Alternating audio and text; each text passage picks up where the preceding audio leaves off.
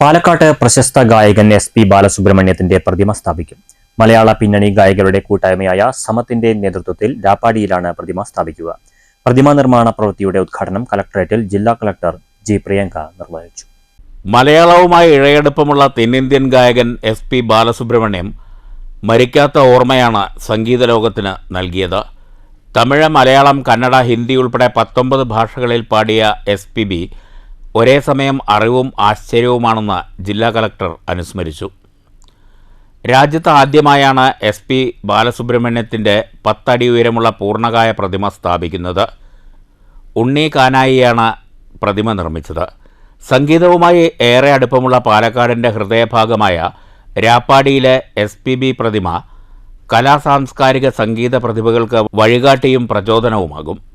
ഗായകരായ Vijay Yesudas, Sudeep Kumar, Afsal, Anoop Shankar, Sindhu Premkumar, Devanandan, KK Nishad, Ravishankar, Manju Menon, Swaralaya secretary TR Ajayan, doctor Silbert Jose, Anilkumar തുടങ്ങിയവർ ചടങ്ങിൽ പങ്കെടുത്തു.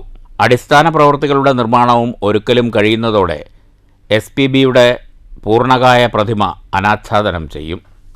News bureau, Palakkad.